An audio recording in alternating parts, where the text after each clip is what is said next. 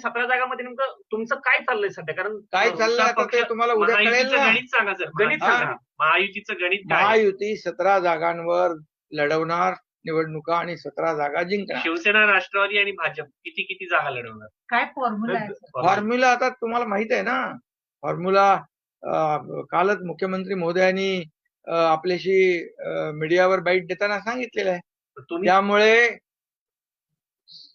जागा वाटप सन्मानाने होईल. महायुतीमध्ये कुठलेही मतभेद नाहीत आणि महायुती एकजुटीने 17 जागा लढवेल आणि 17 जिंकेल हा विश्वास सन्मानाने जागा वाटप होत नाही म्हणून रोखलं गेलं आहे का? सन्मानानं जागा वाटप होत नाही म्हणून रखडलेलं आहे का?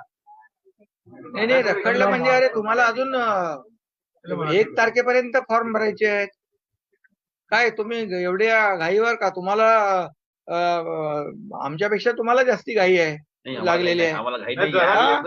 एक घोषणा केली की रणरणत्या उन्हात मी म्हणजे थेट उन्हामध्ये विना छपरा शिवाय मी उपोषणाला बसणार आहे, अन्न पाणी त्याग करून. नाही आता त्यांना प्रसाद लाड आमचे आमदार जाऊन भेटले आणि त्यांनी काही गोष्टी त्यांच्या मागण्या ज्या आहेत त्या ऐकून घेतलेल्या आहेत. मुख्यमंत्री महोदयांच्या बरोबर त्यांनी त्या सांगितलेल्या आहेत आणि मला वाटतं आम्ही चर्चा करू मुख्यमंत्री महोदय आणि आम्ही आणि जे काही शेवटी मराठा समाजाला मी मुख्यमंत्री असताना मी होतो, अजितदादा, देवेंद्रजी, आम्ही मिळून जे निर्णय घेतले मराठा समाजाला आतापर्यंत जे कुणबी प्रमाणपत्र मिळत नव्हते ते लाखो कुणबी प्रमाणपत्र देण्याचा निर्णय घेतला.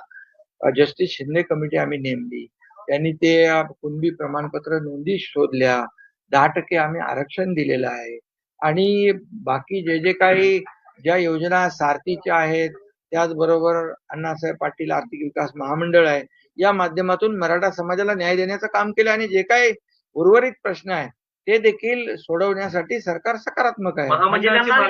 म्हणजे त्यांना उपोषण करण्याची गरज पडणार नाही पडू नये असंच सरकारची भूमिका आहे. मराठा कुणबी महामंडळाची देखील त्यांनी मागणी केलेली आहे.